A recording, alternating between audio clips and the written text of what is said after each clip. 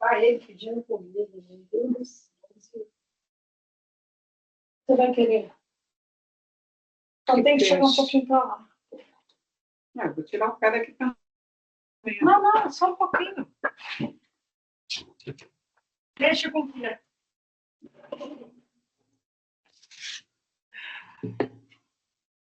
Arroz, feijão e legume que tem.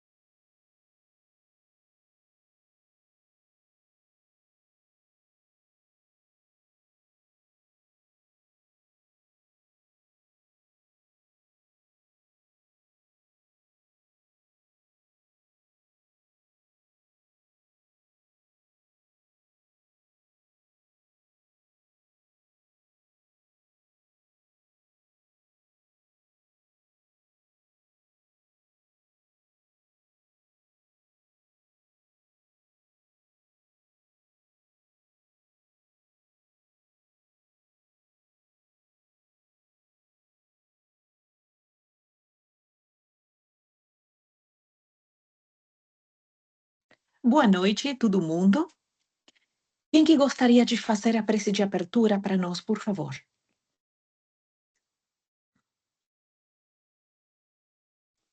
Eu posso fazer, senhora Cláudia? Muito obrigada. Senhor Jesus, pedimos hoje, Pai, a bênção para iniciar os nossos trabalhos. Agradecido sempre, Pai, por todas as oportunidades que concede-nos por misericórdia, por tudo que temos e somos, pelos nossos familiares, pelos nossos trabalhos, pelos amigos, pela saúde, por todas as facilidades, Senhor, que nos concedestes nesta encarnação. Possamos aproveitar essa encarnação, pois temos certeza que essa é a melhor de todas que já tivemos. Obrigado por tudo e te pedimos por aqueles que aqui não puderam chegar. Que assim seja. Que assim seja. Belíssima, meu querido, muito obrigada. Então, hoje começamos com o terceiro livro da série psicológica da nossa querida mentora, Joana de Ângelis, intitulado Plenitude. Vamos começar pela introdução, onde ela escreve uma pequena nota que diz assim: filosofias pessimistas e doutrinas religiosas arbitrárias estabeleceram que a vida é sofrimento e que toda tentativa para a libertação dele resulta em malogro lamentável. Pensadores precipitados de ontem, como de hoje, fiéis ao diagnóstico ignóbil, propõem o suicídio como solução, a eutanásia e o aborto como mecanismos de fuga para superar as situações aflitivas e a pena de morte como recurso punitivo em demonstração de conduta materialista, rebelde e ácida, na qual a crueldade assume papel preponderante. O utilitarismo e o hedonismo, sobre os quais constroem as suas aspirações, são os responsáveis pela ótica distorcida da realidade, de que desejariam libertar-se. Certamente o sofrimento faz parte da vida, por ser mecanismo da natureza através do qual o progresso e intelecto moral se expressa e consolida. O diamante bruto aguarda a lapidação para fulgir como estrela luminosa. Os metais necessitam da alta temperatura a fim de amoldarem-se à beleza e à utilidade. A madeira experimenta os instrumentos cortantes para desempenhar os papéis relevantes a que está destinada. O rio cava o próprio leito por onde corre. Igualmente, o espírito necessita lapidar as arestas que lhe encobrem a luminosidade, e para tal, o sofrimento se apresenta como ocorrência normal, que o conhecimento e a força de vontade conseguem conduzir com equilíbrio, alcançando a finalidade sublime a que se encontra destinado. Então, quem que gostaria de resumir com as próprias palavras o que é o sofrimento, para que serve, o que é preciso para saber utilizá-lo com proveito e com sabedoria, e por que é tão mal visto pelos olhos que olham através das doutrinas materialistas e hedonistas, entendendo que o hedonismo é a cultura do prazer. O significado da vida é sentir prazer e evitar qualquer coisa que não seja prazerosa. Quem que gostaria de sumarizar?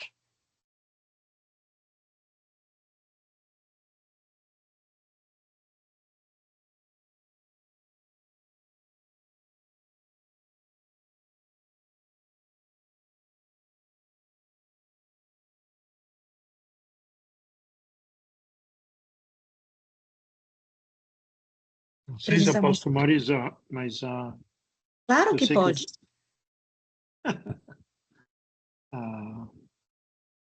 Bom, eu sei que o sofrimento, pela experiência e ensinamento do Espiritismo, que é parte do nosso crescimento, porque esse planeta aqui não é um planeta de férias, é um planeta que necessitamos para corrigir os nossos atos feitos em outras encarnações e para poder sentir o dia a dia nesse planeta e a causa que estamos aqui.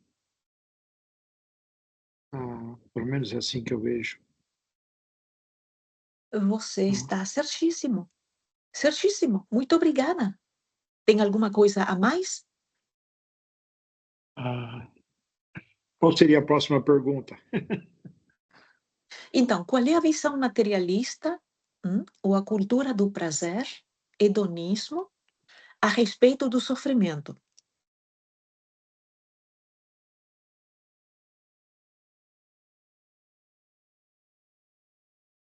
Eu vou deixar o autor responder essa daí, viu? Ok, valeu. Vocês gostariam que eu relesse o material? Ou que eu explicasse para vocês?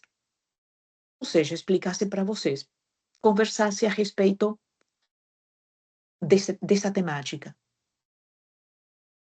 Desarrollasse, desenvolvesse, né?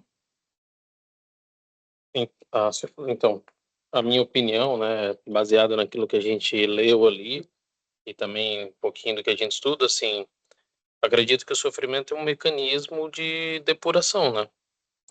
Então, é necessário para que a gente possa, como colocou a própria Joana, lapidar as arestas, né? Então, assim, de acordo com... E também vai depender, né, no próximo parágrafo ela mesmo vai colocando, né? Que também o sofrimento é variável, né, de pessoa para pessoa, de acordo com aquilo que a gente consegue interpretar, né? Porque não adianta também a gente tem que saber sofrer, né? O bem sofrer é o que de fato faz a diferença também. Uhum, exatamente. Tem mais uma situação. O que é o sofrer, né? Sofrer é experienciar algo que não tenha que não gere uma sensação agradável. Então, nós nomeamos como se tudo aquilo que não é agradável torna-se um sofrimento. Então, essa concepção que a gente tem do que é sofrer é muito importante para como nós nos colocamos diante das situações pelas quais nós passamos no decorrer da nossa encarnação, e isso é um fator importante justamente para como nós nos colocamos diante de situações que às vezes nós mesmos pedimos para experienciar, e pela nossa ignorância ou falta de conhecimento, a gente acaba nomeando como sofrimento. Não sei, é uma percepção minha, não sei se está certa. Roberta, mas você está certa 1000%. O inimigo da criatura humana não é o sofrimento, é a sua ignorância com respeito a quais são os objetivos da nossa existência física, os verdadeiros objetivos, isto é, da vida física, e qual é o que é que a vida espera de nós. Então, quando nós ignoramos isto, nós estamos nos colocando, mesmo sem saber, na postura do materialismo e do hedonismo, só buscando o docinho, o que tem açúcar, o que é fácil, o que é agradável, porque traz prazer. Considerando que qualquer situação que não se enquadra nesses requisitos é uma coisa que a gente tem que evitar ou achar um jeito de destruir. Por que isto? Porque a nossa ignorância com respeito à nossa própria natureza, o nosso próprio destino e o trabalho que fomos enviados à Terra para fazer, não permite que possamos compreender a natureza verdadeira do sofrimento, que é, como o Franklin explicou muito bem, e o Leo também, é uma ferramenta da vida, ao serviço da vida, para que os filhos de Deus, transitando por etapas evolutivas, muito primárias, porque são as iniciais, acabamos de sair da animalidade, possamos nós evoluir, desenvolver o nosso potencial latente e podamos nos sublimar. Ainda somos muito jovens para cooperar, fazendo o que mais nos convém. Estamos na situação dos adolescentes. Tudo que fazemos vai em contra do que nos convém. Mas por quê? Porque adolescente ainda não tem experiência, ainda não sabe o que tem valor, ainda continua a insistir, a colocar um valor exagerado nas coisas que não o tem. Então, está sempre chocando com os pais, está sempre chocando com os professores, está sempre de mal com a vida, com a sociedade, incluído ele próprio. Porque não está entendendo para quê e por onde que deve ir. Então, espiritualmente, aqui nós na Terra, nem todos, mas a grande maioria, está nessa situação. De ter declarado a guerra ao sofrimento como se fosse um inimigo, uma coisa para ser evitada, uma coisa para ser destruída. Por quê? Porque perturba a sua pasmaceira, perturba os seus sonhos de ópio, de prazer continuado, e porque não quer passar mal, só quer facilidades, só quer horas boas. Ok? Mas então, como nessa situação não consegue cooperar para atingir os objetivos que realmente valem a pena, e vão lhe trazer tudo o que ele procura em outras coisas, que jamais podem lhe dar. O sofrimento vem como ferramenta da vida, a serviço da vida, para interferir na nossa atitude adolescente e nos forçar a adotar atitudes, posturas um pouco mais adultas. Nem que seja porque não podemos evitar, porque não temos o controle da situação. Ok? Então, agora, o que que nós fazemos? O que que o adolescente faz quando o pai e a mãe corrigem ele? Eu odeio você, você não é o meu chefe, eu vou morar na casa da minha avó, eu nunca mais falo com você, eu vou sair de casa, você não presta. Ou seja, vai de cara com a autoridade. Então, aqui, os enterrados neste planeta, literalmente, porque reencarnado na Terra está enterrado, né? E fica fácil. Briga com Deus. E chega à conclusão que Deus não existe, porque se Deus existisse, a sua vida seria um paraíso de delícias intermináveis. Porque se aconselha com a ignorância e a imaturidade espiritual. Então, estou tentando mostrar um ponto de todos os ângulos, para que a nossa roda possa andar. Então, o que que acontece? Como ainda um espírito encarnado na Terra, o enterrado, está opaco, está cheio de gangue, tem que ser lapidado, tem que ser lavado, tem que ser. E isso acontece depois de um trabalho que vai doer. Por que que vai doer? Porque vai contrariar as suas vontades. Porque vai pôr fim às suas ambições. Porque às vezes tem que lidar com situações que o superam, mas tudo isso com o intuito de exprimir a laranja para que ela possa largar o seu suco. E vamos ver o que o livro, então, continua a dizer, que já fora adelantado pelo nosso Franklin. O sofrimento, por outro lado, está vinculado à sensibilidade de cada um, variando, portanto, e adquirindo dimensões diversas. Nós na Terra temos um leque de estados de consciência diferentes bastante grande. Nós temos as raças mais selvagens que estão em lugares especiais para elas, estão isoladas do resto da civilização, porque elas não teriam como sobreviver numa civilização. Estão as semi-selvagens, para os quais a sensibilidade está um pouco mais adormecida. Ainda não está muito sensível a sua sensibilidade.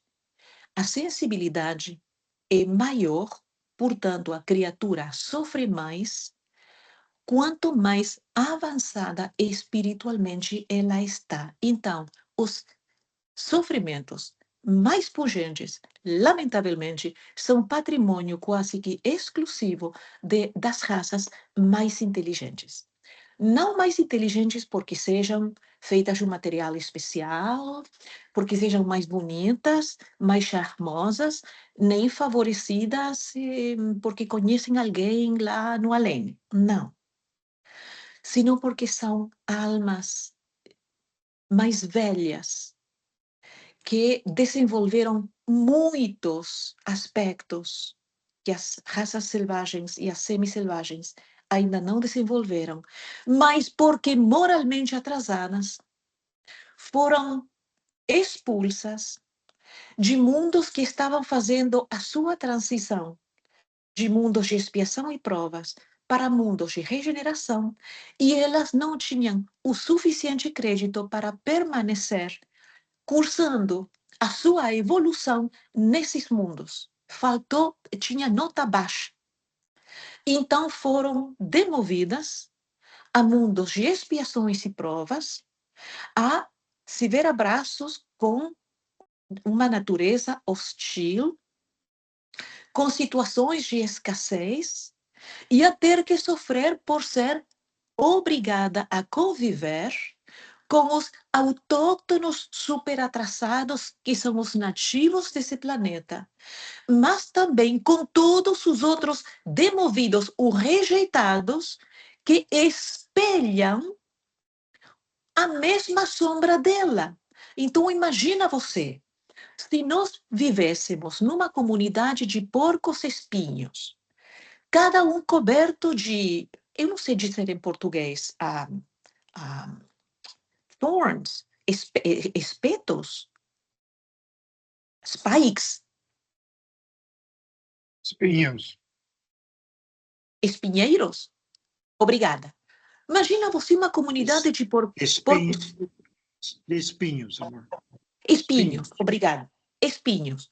Uma comunidade de porcos espinhos. Mesmo que eu não queira fazer nada para a Patrícia, porque eu gosto muito dela, mas a gente está muito perto porque a gente é forçada a conviver. Aí o espirro. Quando eu voltei do meu espirro, do ricochet, do meu espirro, eu vou espetar a coitada que está do meu lado. Ai, ela vai falar. Então, por isso que a vida na Terra está tão cheia de infelicidades, de aparentes injustiças, embora não tenha nenhum injustiçado, porque uma comunidade de porcos espinhos, a civilização, do ponto de vista da má administração dos recursos da natureza e dos recursos materiais, é uma máquina de triturar. E com relação à qualidade de convívio, mesmo entre as raças mais inteligentes, mais bem dotadas, é uma situação penosíssima, porque porco-espinhos morais que ainda teimamos em ser, não temos como não nos ferir uns aos outros, mesmo quando não temos nem sequer a vontade de fazê-lo. É a natureza das coisas. Então você dirá, então não tem jeito? Claro que tem jeito, tudo tem jeito. Claro que tem jeito. A evolução é uma proposta de um contínuo. De fato, a vida não para. Quem que decidir parar com referência à vida fica para trás, porque a vida progride, a vida avança. Então, o que nós fazemos? Utilizamos o nosso sofrimento para nos cansar de sofrer, para termos a iniciativa de procurar entendermos do que se trata tudo isto, e a maioria dos que estamos no centro espírita tivemos essa iniciativa em algum momento da vida, e assim que nós compreendemos, mesmo que sofrendo, mas sofrendo bem, porque sofrendo para construir, sofrendo para avançar, mesmo que a desgosto, porque todo mundo preferiria ficar numa rede bebendo água de coco, mas agora que entendemos, fazemos das tripas coração e vamos nos submeter, vamos obedecer aos movimentos da vida para pôr a nossa evolução em marcha de uma maneira mais eficiente, para ir deixando todas essas coisas para trás, a fim de merecer uma situação melhor, que chegará até nós. E não é uma promessa minha, é de Jesus, quando falou que o trabalhador merece o seu salário. Mas quem que vai trabalhar se não precisasse trabalhar? Então, quem se esforçaria para parar de sofrer se o sofrimento não existisse? Dá para entender? Perguntas, comentários, protestos.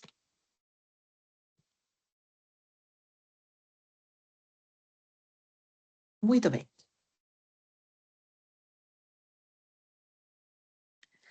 A dor do bruto apresenta-se aselvajada e perturbadora, explodindo em agressividade e loucura. O sofrimento do esteta e do santo se expressa como anseio de libertação e crescimento íntimo. Atravessando as fases primárias da vida, no seu mecanismo automático de evolução, o psiquismo amplia as aptidões inatas e desenvolve os germes da perfeição nele jacentes, tornando-se herdeiro na etapa imediata das experiências anteriores. Ou seja, nós temos um trabalho para fazer, mas como é o nosso primeiro trabalho, nós só temos as nossas mãos. Alguém vai falar para nós, eu vou te contratar para você levantar uma parede para mim. Eu quero uma parede de 2 metros quadrados. Aquela parede vai levar uma encarnação e vamos sofrer a beça. Por quê? Porque não temos ferramentas, é o nosso primeiro trabalho. Vamos ter que misturar tudo com as mãos. Vamos ter que fazer milagres para aquela parede de... Vamos sofrer. Mas aí, depois de muito tempo, depois de muito trabalho, depois de as mãos cailhadas, se diz? Calhar. Calejadas. Calejadas, obrigada. As mãos calejadas, a gente se dá um tempinho, quando as mãos ficam boas, esse dinheirinho que nós ganhamos, porque foi o nosso pago por construir a parede, a gente vai e compra o que teríamos desejado de ter tido, porque teria sido de grande ajuda para nós construirmos a parede.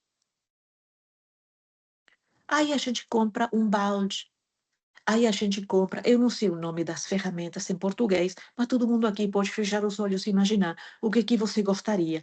Então a gente se equipa. No próximo trabalho, ferramentas outras vão faltar, porque nem sempre vamos ser chamados a construir a mesma parede que já demonstramos, mesmo sem ferramentas conseguimos fazer. Mas pelo menos já temos algumas ferramentas que no começo nós não tínhamos. Essa é a essência da evolução. Por isso que a nossa mentora fala assim: na etapa imediata, tornando-se herdeiro na etapa imediata das experiências anteriores. Com cada experiência, estamos mais e melhor equipados. O sofrimento, em face das injunções de amargura e de dor que se reveste, vem merecendo o mais amplo investimento histórico de que se tem notícia, objetivando-se a libertação dele e a plenitude da criatura, que é o nosso destino final, a plenitude. De Krishna a Buda, a Jesus, a Allan Kardec, a visão religiosa e filosófica sobre o sofrimento recebeu valiosas contribuições, que hoje, no esforço dos modernos cientistas da saúde holística, parecem alcançar um maior entendimento, um grau maior de entendimento do homem e do seu interrelacionamento com as forças vivas da natureza, refletidas na ecologia, ensejando uma compreensão maior da vida e das suas finalidades. Ou seja, vamos ganhando algum terreno para nos fazermos uma ideia mais acabada, mais lúcida a respeito da função do sofrimento na vida. Antecipando essa conduta moderna, o Espiritismo vem conclamando o homem para o respeito a Deus, a si mesmo, ao próximo, a todas as expressões vivas ou não que lhe constituem o ambiente em que está localizado, para aprender e ser feliz, assim adquirindo a sua plenitude. Considerando a problemática humana existente no próprio indivíduo, embora nós achamos que nós sofremos pelas condições de fora, o desconhecimento de si mesmo, e tendo em vista os urgentes fatores que desencadeiam o sofrimento, arrastando multidões à sandice, ao desalento, à alucinação, às fugas inglórias pelo suicídio e pelos vícios, resolvemos aprofundar estudos em torno dele, ou seja, do sofrimento. Ora reunidos no presente livro, que trazemos ao conhecimento do prezado leitor, interessado na solução desse terrível flagelo responsável por incontáveis males para uns e bênçãos para outros, possibilitando aos últimos a ascensão e a glória. Por que ela fala isto? Porque alguém se cansa de sofrer e parte para a bebida para o suicídio. Mas um outro se cansa de sofrer, vai procurar e compreender o sentido da vida, se alinha com alguma postura que é filosófica ou religiosa, que lhe conforte o coração e começa a se comportar de uma maneira coerente com ela. Qual delas? Não interessa, porque, embora a má administração que na Terra tendemos a fazer, de todas as coisas, incluídas as melhores, a essência de todas as religiões é a mesma. Ama, faz seleções saudáveis, cuida da terra, economiza, ajuda alguma causa boa, não matarás, você incluído, não roubarás, não trairás e por lá vai. Analisamos alguns dos seus aspectos conforme a visão budista e a cristã e propomos a solução espírita, em razão da atualidade dos postulados que constituem a revelação do Consolador, convidando o homem ao autodescobrimento, à vivência evangélica, ao comportamento lúcido, advindo do estudo e da ação iluminativa na trilha da caridade fraternal. Confiamos que o nosso esforço irá contribuir para o esclarecimento dos nossos leitores, induzindo-os à aquisição da plenitude em paz e saúde, inteiramente livres do sofrimento, porque vamos saber isso. é uma ferramenta da vida a serviço da vida. E é necessário, mas acontece que quando nós começamos a cooperar e a sermos progressistas na nossa própria evolução, o sofrimento troca de feição total e absolutamente, para não dizermos que basicamente desaparece. Por quê? Porque uma coisa que se torna necessária para muitos é innecessária para outros que já entenderam e se decidiram a cooperar no cultivo da sua própria elevação. Construindo o amor como fonte viva de realização íntima e geral. Ou seja, existe alternativa ao sofrimento? Sim. Qual será? O amor. Uma das frases da nossa mentora Joana fala assim: o amor é o rio onde vão se afogar todos os sofrimentos. Esperando haver alcançado o objetivo a que nos propusemos, rogamos ao modelo e guia da humanidade, ou seja, Jesus, nos abençoe e conduza. Salvador, 17 de outubro de 1990, Joana de Ângeles. Perguntas, comentários, protestos. Ok. E aqui ela, profunda conhecedora dos livros sagrados da humanidade em geral, ela nos traz 2 trechinhos lindos. Um dos Upanishads, que diz assim: Senhor, ajuda-me a transitar da treva para a luz, da mentira para a verdade e da morte para a imortalidade. Extraído dos Upanishads. E o outro: sente-se sozinho, em silêncio. Baixe a cabeça. Feche os olhos. Respire pausadamente. Imagine que está contemplando o interior do seu coração. Transfira sua mente, seus pensamentos de seu corpo para seu coração. Quando expirar, diga: Senhor, tende piedade de mim. Esse trecho é de Gregório do Sinai, mosteiro do Monte Athos, século XIV. Podemos começar então com o capítulo 1, intitulado Sofrimento. O homem empenha-se afanosamente para vencer o sofrimento, que se lhe apresenta como adversário, soez.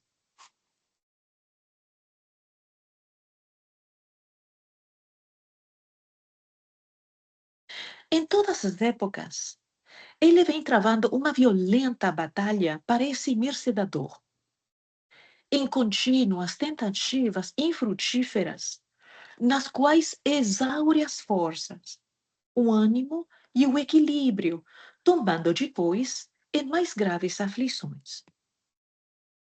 Passar incólume ao sofrimento é a grande meta que todos perseguem.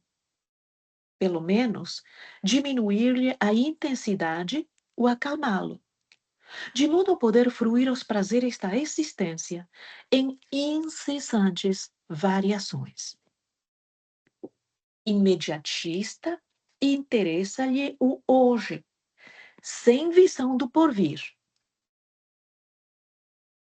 Como efeito, o sofrimento tem sido considerado vingança, o castigo divino, portanto, credor de execração e ódio. Nas variadas mitologias, as figuras de deuses invejosos, qual despeitados, infligindo punições às crianças e comprazendo-se ante as dores que presenciam, são a resposta ancestral para o sofrimento na Terra. Claudinha, não é crianças, é criaturas. O que eu falei? infligindo punições às criaturas e comprazendo-se ante as dores que presenciam. Você falou crianças. No caso, somos todos, né? Que coisa, né? Eu acho que aquilo foi um Freudian slip, Aham, não é? é. Interessante. Somos, Mas né? peço perdão mesmo assim, e Freudian slip não. Vou ler de novo. Nas variadas mitologias, Leonzinho, nós estamos lendo o capítulo 1º do livro Plenitude, da nossa Joana de Ângeles. Se você for no nosso Kardec em Atlanta, a nossa Vitória colocou aí o PDF, se você gostar de acompanhar com o livro. Nas variadas mitologias, as figuras de deuses invejosos, quão despeitados, infligindo punições às criaturas e comprazendo-se ante as dores que presenciam, são a resposta ancestral para o sofrimento na Terra. Isto explica os sacrifícios, né? Que os nossos ancestrais faziam para acalmar essas emoções que eles atribuíam a Deus, nessa visão antropomórfica que eles tinham de Deus. Diversas escolas filosóficas e doutrinas religiosas, de alguma forma concordes com essas absurdas conceituações, estabeleceram métodos depuradores para a libertação do sofrimento, que vão desde as mais bárbaras flagelações, como no caso dos cilícios, os holocaustos, as promessas e oferendas, ao ascetismo mais exacerbado, procurando negar o mundo e odiá-lo, a fim de, com essas atitudes, acalmarem e agradarem aos deuses ou a Deus. Paralelamente, o estoicismo, herdeiro de alguns comportamentos orientais, tentou imunizar o homem, estimulando-o a uma conduta de graves sacrifícios que, sem embargo, é desencadeadora de sofrimento, porque quando você se faz sofrer na esperança de pôr um fim aos seus sofrimentos, eu não sei, mas aquilo não faz sentido, porque você está na mesma situação, talvez por motivos diferentes, mas acaba trocando 6 por meia dúzia. Para liberar-se desse adversário, a criatura impõe-se outras formas de dor, que aceita racionalmente, por livre opção, não se dando conta do equívoco em que labora. A dor, porém, não é uma punição. Antes, revela-se um excelente mecanismo da vida a serviço da própria vida. Fenômeno de desgaste pelas alterações naturais da estrutura dos órgãos, à medida que a energia se altera, advém a deterioração do invólucro material que ela vitaliza. Essa disjunção faz-se acompanhada pelas sensações desagradáveis da angústia, desequilíbrio e dor, conforme seja a área afetada no indivíduo, ou seja, está descrevendo qual processo? O processo do desgaste físico, das funções mentais, cognitivas, por causa do advenimento da velhice. O nosso corpo físico é uma proposta de agregação molecular e tudo aquilo que agrega um dia desagrega eventualmente. Então, lógico que quanto mais vamos ficando perto da, do momento culminante da desagregação, que seria o que na Terra se chama de morte, logicamente vamos passar por uma etapa de empobrecimento de capacidades, perdendo independência, força física, flexibilidade, capacidade cognitiva, de memória e por lá vai. Então, isso também causa sofrimento, mas a depender de como nós encaramos, inclusive, essa etapa da vida, nós podemos eliminar o sofrimento tranquilamente. Mas, para tanto, precisamos estarmos bem informados.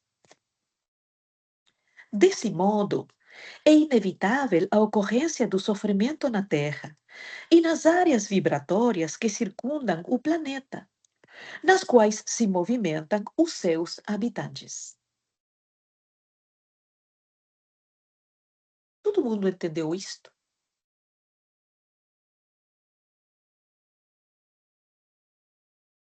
Não, ok. É bom porque então falamos de algumas outras coisas que são muito necessárias. Em alguns dos livros de Chico Xavier, nós aprendemos que quando nós desencarnamos, nós não vamos necessariamente aos lugares com os quais nós sonhamos, se não tivermos créditos, capacidades para tanto, em termos de autocontrole, emoção equilibrada, uma vivência salutar, um trato respeitoso com as outras pessoas, cuidado com a dor do próximo, respeito pelo planeta, enfim. Existe uma faixa de mais ou menos uns 50 quilômetros a partir da crosta da Terra, onde são, onde a maioria dos habitantes do planeta fica. Por quê? Por não ter condições de ir além. Porque até o perispírito, embora não tenha massa, conforme nós conhecemos a massa na Terra, perispírito também é energia, porque todo é energia. Como um denominador de tudo no universo é energia, em diversos estágios de condensação. Então, o perispírito, ainda muito materializado, tem uma energia bastante densa. E, como tal, um peso específico, simbolicamente falando, alto, que não lhe permite voar além dessa faixa, que os espíritos desencarnados chamam a faixa das nações, de uma maneira elegante e misericordiosa, para não chamar a faixa dos reprovados, Qual foi o nome que você falou? Faixa do quê? a faixa das nações. Ah, das nações. As nações. Hum. Então, porque eu desencarno aqui em Alpharetta amanhã, tá? E eu não tenho como voltar para a colônia da qual eu saí. Porque eu não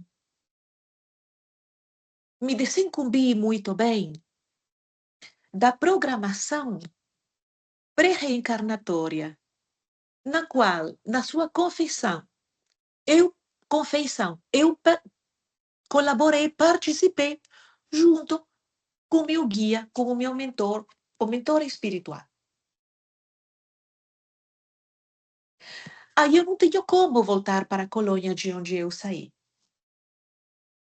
Se eu fiz muito mal, assim, mas eu me comprometi, eu fiquei muito ativa, prejudicando as pessoas, roubando, estafando, mentindo, fazendo do pior que se pode fazer no planeta, e não vou nem para a faixa das nações, porque eu vou ser retirada para as furnas do mundo espiritual inferior por aqueles os meus amigos com os quais eu sintonizei ao ponto que eu virei um deles em situação de encarnado, foram eles que me assessoraram durante a maior parte da vida. Então, a nossa afinidade é tal que eu não tenho nem como entrar, ganhar acesso à faixa das nações. Eu vou ter que ir com eles a lugares que realmente não se desejam, não se recomendam para ninguém. A fazer coisas basicamente como quando a gente está na máfia e não tem uma grande hierarquia.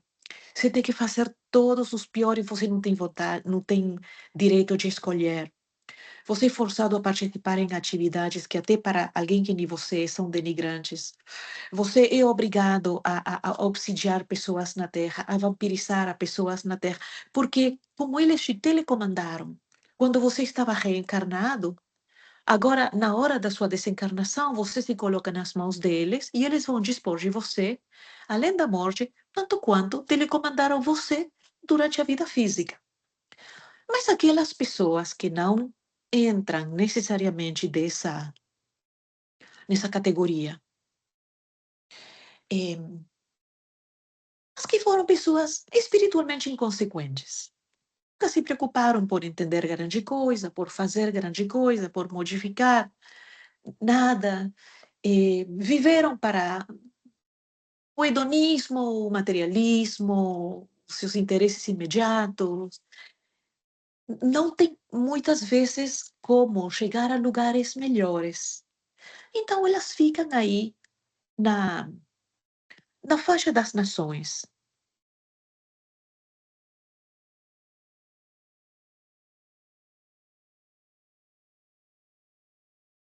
Onde a sensação que eles têm é basicamente a mesma sensação que eles tinham de quando eles estavam encarnados, só que com limitações, porque o corpo físico possibilita uma série de coisas, especialmente sensações, que o perispírito já não permite, porque está muito condensado, muito denso, mas não mais é um corpo físico. Faz sentido? Então, a ideia é que nós utilizemos as horas que passamos na vida física, nos lembrando que somos seres espirituais, que precisamos nos reeducar para nos reacondicionar a vivermos de uma maneira mais coerente com os objetivos espirituais, embora ainda estejamos encarnados. Olha, hoje desencarnou Ozzy Osbourne. Vocês conhecem? Eu sei que os americanos vão conhecer, mas os brasileiros conhecem quem ele é? Eu conheço. Sim, sim. Então, ok. The Prince of Darkness. Quando eu li a notícia, eu senti muita misericórdia por ele, porque eu pensei, poxa vida, acabou a mansão em Bel Air, acabou a mansão na Inglaterra, os aviões privados, os desaforos, as barbaridades. Agora vá para o Darkness, só que nem sequer na condição de Prince. Claro que eu não estou julgando ele, porque talvez a vida privada dele, como às vezes é muito diferente do que o produto que eles fabricaram para vender. Porque os artistas são produtos, fazem deles um produto, uma mercadoria, e eles estão à venda. Pode ter sido um bom pai, pode ter ajudado muito, pode ter amado muito, eu não sei. Mas do que se conhece publicamente e o que ele injetou no mundo, na vida, nos jovens, as drogas, as loucuras, os rios de álcool, as orgias e tudo mais, não foi uma grande contribuição. Mas ele se considerando um príncipe, como todo narcisista, ficou por isso mesmo. Ele deu o seu show aí, vários dias atrás, que ele basicamente ficou, não sei, numa cadeira de roda, aí está insistindo em passar a mesma mensagem tóxica que passou a vida inteira. Tendo desencarnado com 77 anos, possivelmente deve ter começado com 20 anos, para não dizer mesmo a idade, 57 anos, injetando aquele veneno todo em várias gerações de jovens, até que finalmente agotou o fluido vital até do príncipe da escuridão, e agora ele está numa situação que eu particularmente não invejo. Por que falamos disto?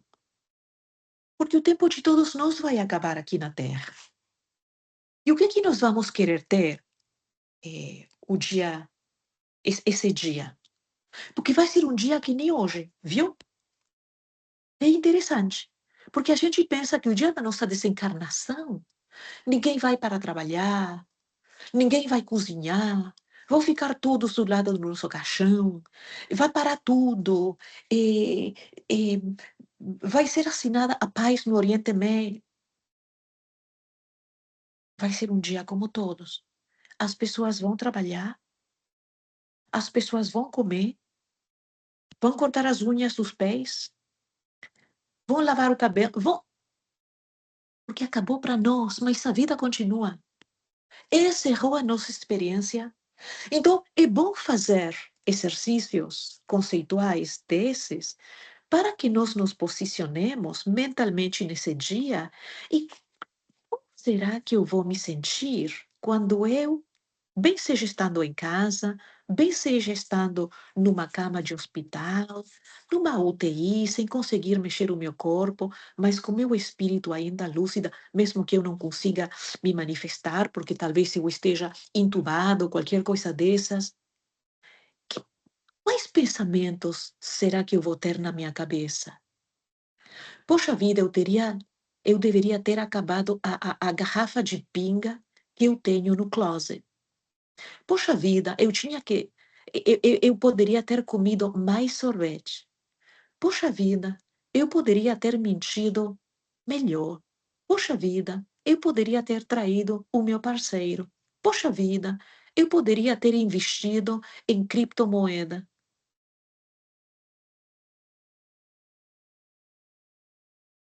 Não, por quê? Porque o momento da verdade é a hora da verdade, mas a verdade com V maiúscula. Não, as verdades que eu vou enterrando embaixo do tapete, justifico, escamoteio, terceirizo, é culpa dele, é culpa dela, é culpa deles. A hora da verdade com V maiúscula.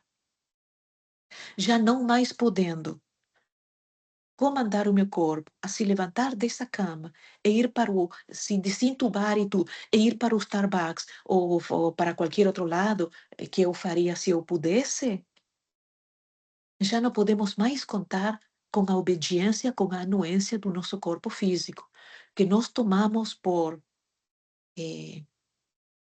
como uma coisa que sempre vai fazer o que nós queremos infinitamente, coisa que não é o caso. We take it for granted. Mas um dia ele vai perder a possibilidade de nos servir. E aí? Qual é a única coisa que vai continuar funcionando? E é uma pergunta, e não é retórica. Qual? Nosso pensamento. Claro, claro, a nossa consciência. E o nosso estado de mais ou menos paz, de mais ou menos bem-estar, de mais medo ou menos medo, porque em alguns casos é diretamente pânico, embora o corpo não consiga se mexer, vai ser a relação que os nossos pensamentos cultivaram com os ditados da nossa consciência até o momento em que o corpo já não mais consegue nos obedecer para nos ajudar a distrair e continuar a pensar que essa relação não é relevante.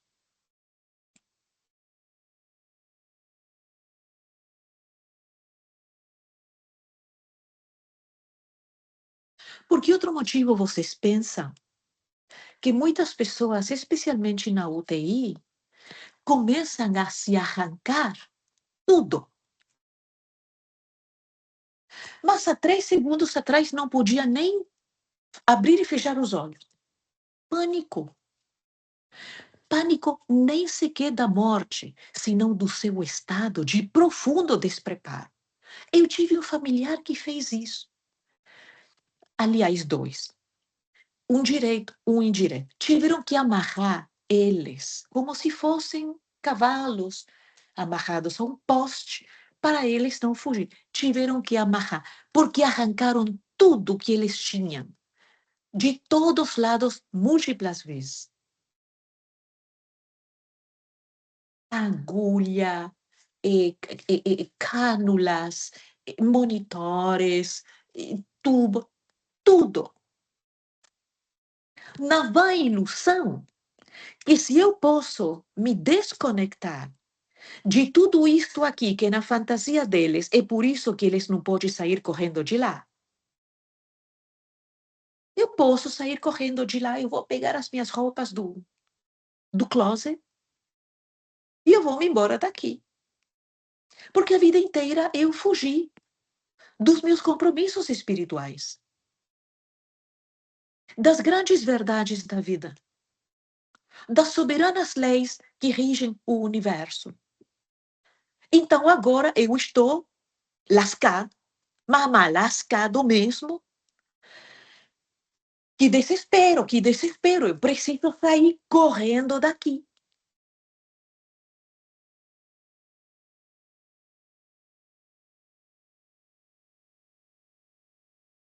Perguntas, comentários, protestos? Temos mais 5 minutinhos.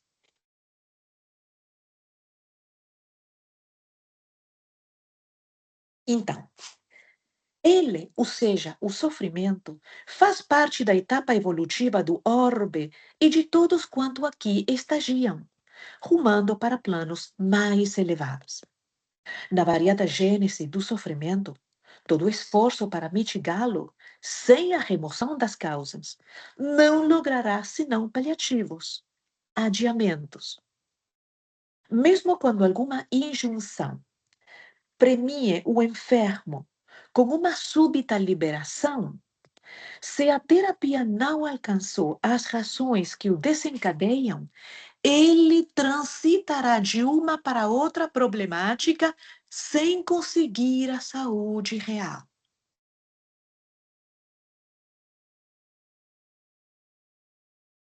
Por isso, quando as pessoas me perguntam assim, não no nosso grupo, porque no nosso grupo são todos lúcidos.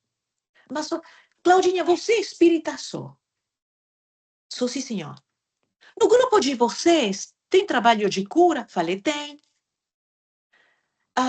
E a fila é muito comprida? Falei, não, tem cadeira para todo mundo. Mas como assim? Cadeira para todo mundo? Não tem que fazer fila? Falei, olha, a cura que nós oferecemos é a palestra pública. Antes começava às 10h30. Agora começa às 11h, às 10h45. Né? Agora começa às 11h, das 11h às 12h. Mas como assim? Claro, porque uma palestra pública é onde nós vamos compreender porque a nossa gestão não está dando certo, porque é na boca dos sábios mais sábios da Federação Espírita Brasileira um trabalho de desobsessão massiva, incluindo encarnados e desencarnados. Porque se você acha que cura é fazer uma fila, por homérica que seja, esperar a sua vez, porque você é uma pessoa bem educada, e ter um fulano lá na frente, assistido com uma senhora ou duas, fazendo coisas assim, para fazer operações no teu perispírito, você está se enganando mais uma vez. Porque pode até reharmonizar uma desarmonia do teu perispírito. Mas se você não vai aprender como viver com proveito, como viver na Terra com proveito, essa problemática que foi reharmonizada até um certo ponto, ou vamos dizer assim, sejamos ambiciosos, foi curada. Mas como o problema persiste, você vai causar um adoecimento ou no mesmo lugar, que vai reincidir, ou num lugar outro do corpo, mas você vai estar sempre transferindo de cá para lá o seu problema. Então, o trabalho de cura é a palestra pública. Quando as pessoas falam, Claudinha, eu não vou poder ficar para palestra pública. Me desculpa, eu digo, meu Deus, peça desculpas a você, não a mim, porque eu vou ficar. Isto que você está fazendo, você está se perdendo. Eu não tenho nada a te desculpar. Eu fico triste por você, porque eu não vou para lugar nenhum. Eu fico aqui. Porque mesmo se eu não consigo resolver grande coisa, pelo menos eu tentei. E eu posso voltar para casa e dizer, oh, não entrou porque eu sou um pouquinho casca grossa, mas que eu deixei horas nas palestras públicas, eu deixei. Isso não me dá alguns pontos? Dá sim, senhora. Como se fala aqui nesse país, né? You get an A for effort. Igual não passou, mas você estudou.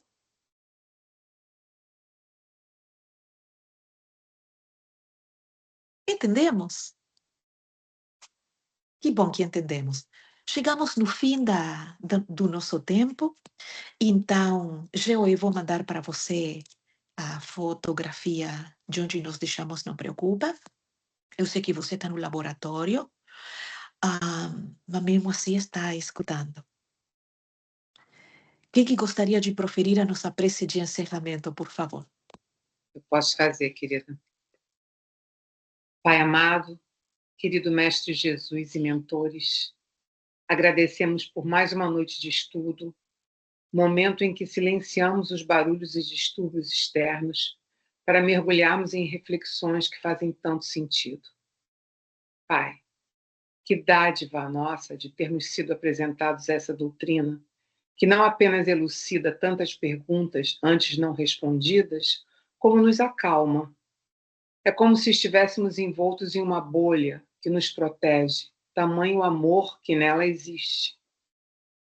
Que não nos permitamos esmorecer diante de tantas atrocidades, porque sabemos que esses nossos irmãos estão tendo sua última oportunidade neste planeta. Que não sintamos raiva, e sim compaixão. Que lembremos do nosso Mestre, que em plena dor da crucificação pediu ao Pai que perdoasse, porque eles não sabiam o que estavam fazendo. Estamos muito longe do Cristo, mas somos deuses e co-criadores e estamos buscando a plenitude. Que exercitemos isso, então. Pedimos, Pai, permissão para encerrarmos nossos estudos dessa noite, pedindo, como sempre, a sua proteção e desejando paz para todos os que aqui estiveram, encarnados e desencarnados, assim como aqueles que não puderam estar. Que assim seja. Assim seja. Assim Muito seja. obrigada, minha querida, muito obrigada. Nada. Uma boa semana para todos, viu? Para vocês também. Obrigada, Franklin. Boa noite, bom descanso. Boa noite Boa a noite todos. para você. Boa noite a todos. Obrigada, Cláudia.